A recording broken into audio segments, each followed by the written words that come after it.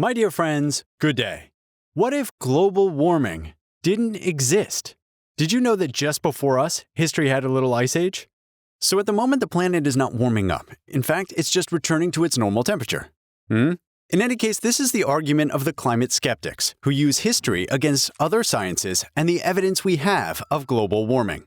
Bad luck for them. History absolutely does not say the opposite of other sciences. I'll make it short for you. From the 16th century to the 19th century, Europe had quite a cold streak. Since researchers in the 20th century liked to have fun, they nicknamed it the Little Ice Age.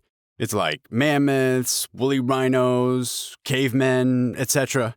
Anyway, it's fun, and they didn't anticipate that in the 21st century, some people would take it seriously to deny global warming, which is completely absurd, because 300 years on a continent is a whole different scale than a real ice age. But still, it was really cold. So we might as well have some fun. We're going to dive into the past to see how it was back then. To begin with, we talk about ice age for geological timescales. We notice a global and important cooling of the climate.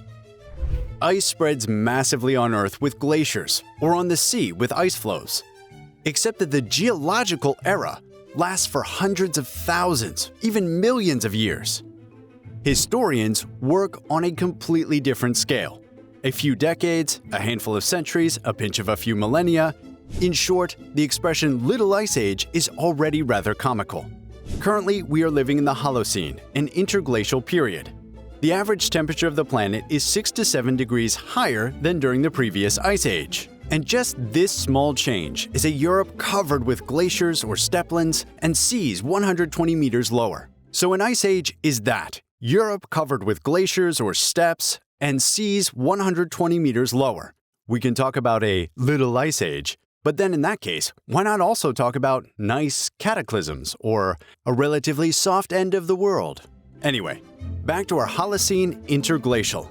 Its temperature is mild, but above all, it is constant, stable. It's been like that for 9,000 years. We managed to settle down and found agriculture, despite some dry summers or harsh winters. If it changed dramatically every 10 years, we would all die of hunger, quite simply. So, here's the explanation. There was no little ice age between the Middle Ages and us, because an ice age, even a little one, is much longer and with a much more noticeable difference in temperature than that. And if there was one, frankly, you would know about it, believe me. So, where did this weird idea of a little ice age come from? The expression dates back to 1939, when the American geologist François-Émile Matte discovered glaciers that could not have survived the beginning of the Holocene. They are therefore necessarily more recent. Of course, these rather rough date estimates can only be based on modeling attempts. But the idea is gaining ground and can be realized as discoveries and work are made. We end up determining a climatic optimum. Around the year 1000, it was probably very hot. And then there would have been the famous Little Ice Age, which would have made these new small glaciers appear. Over time, the term now refers only to the last of these coolings, which would go from the 16th to the 19th century. And here it's a good time, because in a short period of time, historians have a say, and they can find out if it fits or not with the chronicles of the time. So they can help the geologists. So why are they interested? Well, because they're making a hypothesis. What if the climate influenced past societies?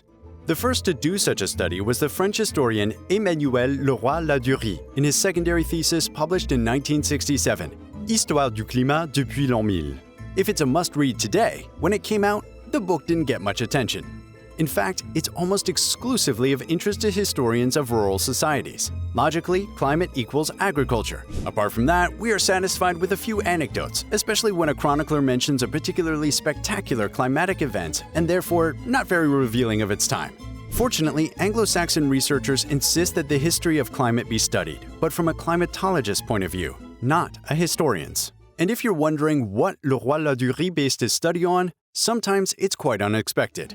For example, he studies the dates of the beginning of the harvest. This is convenient because the grape harvest depends directly on the climate, and on top of that, it's a public event where people celebrate. So it's mentioned in the archives. The researcher then scours huge collections and manages to make series and series of harvest dates, sometimes several centuries long. And this technique has a name. We talk about a proxy. A little parenthesis of vocabulary, but you will see it's rather easy. In the IPCC reports, for example, we call direct data everything we have been able to record about the climate at the time. Temperature, rainfall, humidity, etc. If we lack direct data, fortunately, there is indirect data. This is what we call proxies. It's not the weather, but it's related to it. For example, the famous harvest dates. The earlier they take place, the warmer the year was, for sure. This is convenient because it was not until the 19th century that states set up national weather offices with systematic records. Before the 17th and 18th centuries, we can only rely on lists compiled by individual scholars. So the proxies come in and fill in the gaps.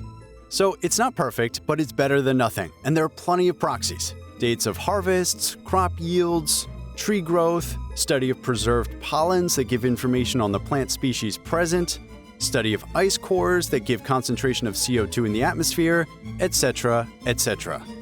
Archaeology is also getting involved. For example, humans have created features to collect meltwater, which indicates whether glaciers have advanced or retreated. Rarely, historical sources even indicate direct data. For example, when a chronicler indicates the first snow of the year, it is always useful, but so rare and often limited in time. Without going into too much detail, by crossing all these methods, all these resources, and all of these data, we end up being able to give climate estimates. Okay, all this in historical archives, but we're looking for hard science data. Data from climatologists, physicists, and other geologists. A supercomputer. It would analyze all this very well by itself. So what's the use of having a historian? Well, they study something else. The context of production of the archives. An earlier harvest can be the sign of a warm climate, or the consequence of a country's indebtedness. The wine growers may have had to sell their harvest faster, and therefore it would have nothing to do with the climate. Or, on the contrary, owners delayed the harvest to sell later at a better price. Or maybe a war killed the whole workforce. In short, without the context, without the historian who compares the chronicles, the archaeology, or the different regions, well, it's hard not to get it wrong. The moral of the story is that historians and climatologists should help each other. But after all that, what about our little ice age? The first point about the temperatures described in the IPCC report is that the average temperature of the planet has not fallen, or has fallen only slightly. But indeed, if we focus on Europe, the variation has been more important. But even then, it's only a slight cooling overall. We can even redo the chronology. At the beginning of the 14th century, a string of severe winters hits contemporaries. The Baltic Sea freezes over, crops are ruined, and famines drag on. Well, in addition, bad luck. It is the beginning of the 100 Years' War and the arrival of the Great Plague. Might as well say that indeed we're not laughing much at this time. Another telling sign is that grape cultivation is strongly declining towards the south. It becomes almost impossible in certain regions, in particular in the British Isles, to cultivate it. However, wine has been drunk since Roman times and is a necessary component of the Christian liturgy. So, the chroniclers talk about it, of course. Ensuring a supply of wine becomes an imperative for the clergy. The largest monasteries go so far as to buy land further south, just to be able to supply themselves. For the end of the 16th century, historian Christian Pfister reports that the Netherlands experienced frosts in early August and the first snow in very early October. Similarly, between the 15th century and the 19th century, the Thames in London freezes no less than 24 times. Sometimes you can outright walk from one bank to the other. If the maritime trade of the city is blocked, this does not prevent the most clever to organize frost fairs. That is to say, fairs with their stands directly on the ice of the river. The most impressive is the Great Cold of 1683 to 1684. The North Sea ports suffer.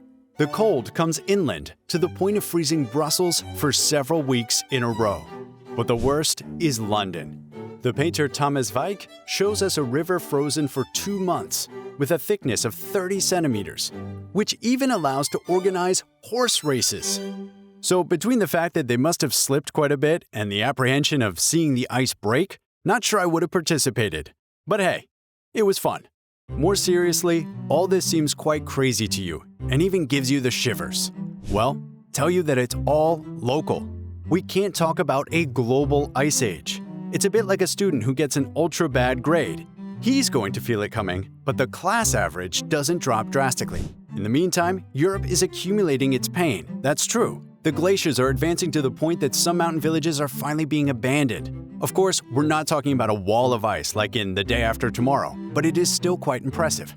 For example, in the Valais, the Aletsch Glacier, the largest in the Alps, is advancing up to 40 meters per year towards the end of the 16th century. Pastures, then houses are threatened. But fortunately, the villagers have a buddy to help them hold back this plague: God himself. In 1653, the local clergy and Jesuits organized a ceremony and a procession to order the glacier to stop its course. It was no less than 7 days of various ceremonies, including the construction of statues of saints in front of the glacier and the sprinkling of holy water. Yes, to stop a glacier, they throw water on it. So, in retrospect, it may seem a little silly, but you have to think that at the time, the environment was experienced as a manifestation of God. And what's more, it works. Lucky for us, the middle of the 17th century is just the period in which the expansion seems to stop, probably because of too much dry weather. But the problem continues to exist elsewhere. For example, in the 17th and 18th centuries, merchants of the River Loire regularly feared being trapped in ice. To prevent their goods from being crushed along with their ships, they take the habit of unloading everything, even if it means upsetting their schedule. The whole country must adapt to the rigors of the weather. It's a far cry from our daily lives where, barring accidents, packages and goods always arrive on time. But soon, all these extreme phenomena will subside in the middle of the 19th century. To conclude, there was no little ice age because this appellation, it is simply false, and in no way should we doubt global warming because of this. On the other hand, it's true that in Europe, we took an absolute beating. And by the way, I don't know if you know this, but there's a very strange hypothesis to explain this. Of course, this has to be put in context because the climate depends on many factors. But some people wonder if the arrival of the Europeans in South America didn't play a role. And yes, with 50 million dead from the 15th century to the 17th century, the agricultural areas were greatly reduced. They were taken over by a very dense forest that stores a huge amount of carbon. Calculations by some researchers would show that the amount of CO2 that may have been removed from the atmosphere at that time by the expansion of forest areas reduced the atmospheric concentration of CO2 and probably contributed to cooling the climate as a result. Exactly the opposite of what we're experiencing today. And yes, because if we can't talk about a global cooling before, we can experience today that there is a much faster global phenomenon and in the opposite direction. The human-induced climate disruption, it invites us to become aware of the magnitude of what's ahead of us. Remember all the horrors I just described, and tell yourself that this was a local accident. Now you are projecting yourself a bit into a warming that will be much more serious and much more significant. So, I'm sorry to give you the chills, but unfortunately, that's the result. Thank you all for watching this episode. Special thanks to Tanguy Massin for the writing, to Rodolphe Meyer, aka Le Réveilleur, for his reading. Don't hesitate to go and discover his YouTube channel, which is fascinating. I'll put it in the description, and if you want to continue to explore Nota Bene, just subscribe. That's it. Okay, see you soon.